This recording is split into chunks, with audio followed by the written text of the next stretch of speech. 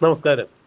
ശക്തമായ ഭരണവിരുദ്ധ വികാരം നിലനിൽക്കുന്ന സാഹചര്യത്തിൽ 2026 നിയമസഭാ തെരഞ്ഞെടുപ്പിനെ നേരിടാനൊരുങ്ങുന്ന മുഖ്യമന്ത്രി പിണറായി വിജയന് മറ്റൊരു കൂനിന്മേൽ കുരുക്കായി ഇന്നലെ 2 ദിവസം മുമ്പ് പുറത്തുവന്ന KB ഗണേഷ് കുമാറിന്റെ അവിശുദ്ധമായ അനാശാസ്യ ബന്ധത്തെക്കുറിച്ച് അദ്ദേഹത്തിന്റെ ഭാര്യ തന്നെ വെളിപ്പെടുത്തിയത് പിണറായി വിജയനെ സംബന്ധിച്ചിടത്തോളം വലിയ കുരുക്കായി മാറി, കൂനിന്മേൽ കുരുക്കായി മാറി.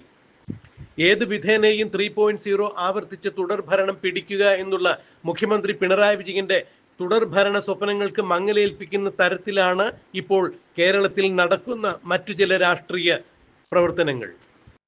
CPM-ന് തിരിച്ചടി ഉണ്ടാക്കുന്ന ഒരു പ്രവർത്തനമായിരുന്നു, അല്ലെങ്കിൽ ഒരു അറിയിപ്പായിരുന്നു ആലപ്പുഴയിലെ മുതിർന്ന നേതാവായ, അതായത് 63 വർഷം CPM-ൽ പ്രവർത്തിച്ച, CPM-മായി അഭേദ്യമായ ബന്ധമുള്ള മുൻ മന്ത്രിയും 4 തവണ ആലപ്പുഴയിൽ നിന്നും MLA-യുമായ G. സുധാകരൻ CPM-ന്റെ മെമ്പർഷിപ്പ് ഇനി പുതുക്കുന്നില്ല, പാർട്ടി വിടുന്നു എന്നുള്ള പ്രഖ്യാപനം 2026 നിയമസഭാ തെരഞ്ഞെടുപ്പ് പ്രഖ്യാപിച്ചിരിക്കുന്ന സാഹചര്യത്തിൽ, അല്ലെങ്കിൽ 2026 നിയമസഭാ തെരഞ്ഞെടുപ്പ് പടിവാതിൽക്കൽ എത്തി നിൽക്കുന്ന ഈ സാഹചര്യത്തിൽ ആലപ്പുഴ പോലുള്ള CPM-ന്റെ സുശക്തമായ കോട്ടയിൽ നിന്നും G. സുധാകരനെ പോലെ കമ്മ്യൂണിസ്റ്റ് പ്രസ്ഥാനത്തിന്റെ അമരക്കാരനായ വലിയ പോരാളിയായ ഒരു നേതാവ് CPM-ൽ നിന്ന് വിട്ടുപോകുന്നത് വലിയ ക്ഷീണമായിരിക്കും. പിണറായി വിജയന്റെ തുടർ സ്വപ്നങ്ങൾക്ക് അത് വലിയ തിരിച്ചടിയായിരിക്കും എന്നുള്ളത് തിരിച്ചറിഞ്ഞുകൊണ്ട് തന്നെയാണ് CS സുജാതയെ പോലുള്ള കേന്ദ്ര കമ്മിറ്റി അംഗങ്ങളെ G. സുധാകരന്റെ അടുത്തേക്ക് അനുനയമായി പറഞ്ഞയച്ചത്.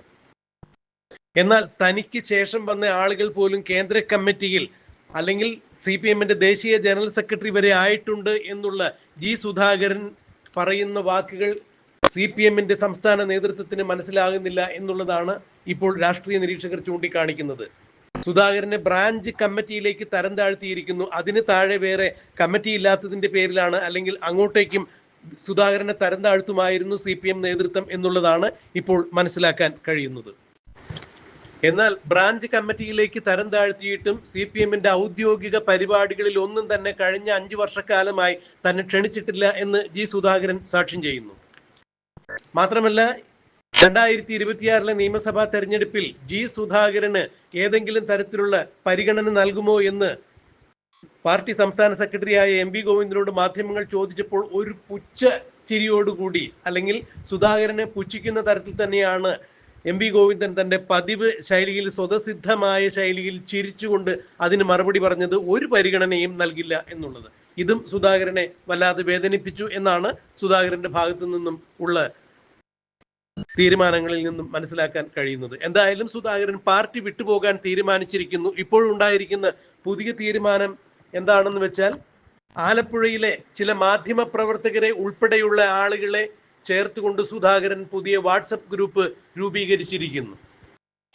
സുധാകരൻ 2026 നിയമസഭാ തെരഞ്ഞെടുപ്പിൽ മത്സരിക്കും എന്നുള്ളതിന് മുന്നോടിയായി തന്നെയാണ് ആലപ്പുഴയിലെ പഴയ കമ്മ്യൂണിസ്റ്റ് നേതാക്കളുമായി സുധാകരൻ ബന്ധപ്പെടുന്നു.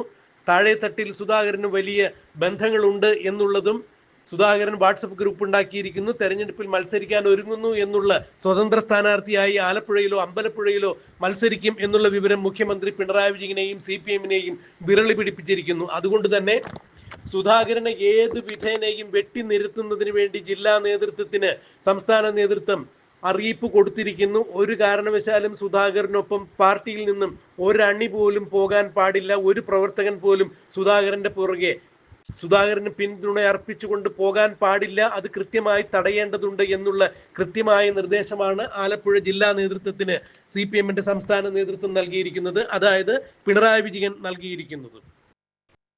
എന്തായാലും സുധാകരന്റെ സംഘടനാ ശക്തിയെക്കുറിച്ച് പിണറായി വിജയനും സംസ്ഥാന സെക്രട്ടറി MV ഗോവിന്ദനും നല്ലതുപോലെ അറിയാവുന്നതാണ്. അതിന് ഏറ്റവും ഉദാഹരണമായി ചൂണ്ടിക്കാണിക്കാവുന്നത് VS അച്യുതാനന്ദൻ ആലപ്പുഴയിൽ നടന്ന സംസ്ഥാന സമ്മേളനത്തിൽ നിന്നും ഇറങ്ങിപ്പോയ ഒരു സംഭവമാണ്. ആ സംഭവത്തെ തുടർന്ന് VS അച്യുതാനന്ദന് പിന്തുണ പ്രഖ്യാപിച്ചുകൊണ്ട് ആലപ്പുഴയിൽ നിന്നും ആരും തന്നെ സമ്മേളനം നടക്കുന്ന കാലഘട്ടത്തിൽ ഒരു കാരണവശാലും അച്യുതാനന്ദന് പിന്തുണ അറിയിച്ചുകൊണ്ട് ആരും ആലപ്പുഴയിൽ പ്രകടനം നടത്താൻ പാടില്ല എന്ന് സംസ്ഥാന കമ്മിറ്റി തീരുമാനിക്കുകയും ആ തീരുമാനം നടപ്പിൽ വരുത്തുന്നതിന് വേണ്ടി G. സുധാകരനെ സംസ്ഥാന കമ്മിറ്റി അതിന്റെ ഉത്തരവാദിത്തം ഏൽപ്പിക്കുകയും ചെയ്തു.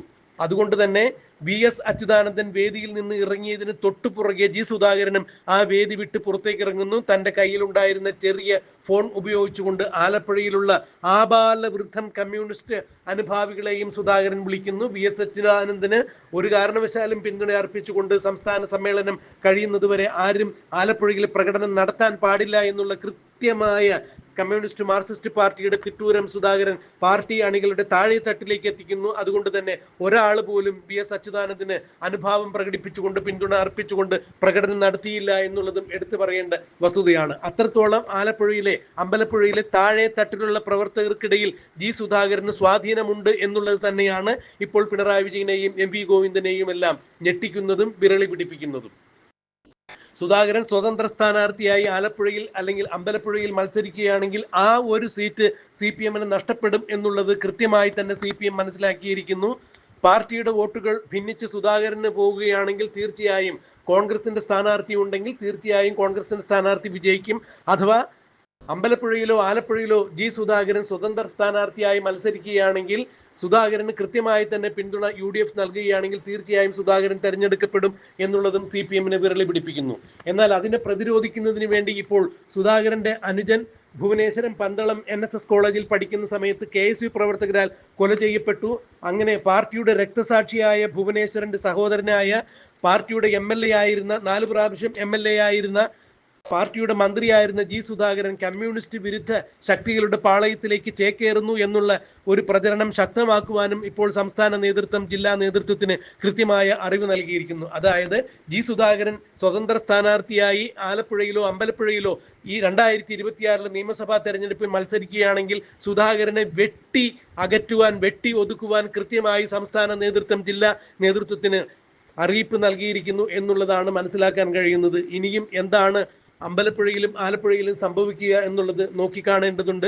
UDF സ്ഥാനാർത്ഥികൾ ആകെ വിരളി പിടിച്ചിരിക്കുന്നു. കാരണം ജി സുധാകരൻ അമ്പലപ്പുഴയിലോ ആലപ്പുഴയിലോ മത്സരിക്കുകയാണെങ്കിൽ UDF സുധാകരന് പിന്തുണ നൽകുകയാണെങ്കിൽ അമ്പലപ്പുഴയിലും ആലപ്പുഴയിലും മത്സരിക്കുവാനിരുന്ന UDF നേതാക്കളോട് മറ്റു മണ്ഡലത്തിലേക്ക് മാറേണ്ടതായി വരുമെന്ന് UDF നിർദ്ദേശിച്ചിട്ടുണ്ട്. ഇത് ഫലത്തിൽ അമ്പലപ്പുഴയിലും ആലപ്പുഴയിലും മത്സരിക്കാനിരുന്ന ആളുകൾക്ക് UDF-ന്റെ നേതാക്കൾക്ക് വലിയ തലവേദനയാണ്. അതുകൊണ്ട് UDF-നകത്ത് തന്നെ ഈ കാര്യത്തിൽ പടലപ്പിണക്കങ്ങളുണ്ട് എന്നറിയുമ്പോൾ തീർച്ചയായും എന്തായിരിക്കും സ്വതന്ത്ര സ്ഥാനാർത്ഥിയായി മത്സരിക്കുന്ന സുധാകരന്റെ നിലപാട് ആലപ്പുഴയിൽ ഉണ്ടാക്കാൻ പോകുന്നത് എന്നുള്ളത് CPM ഉറ്റുനോക്കുന്നു.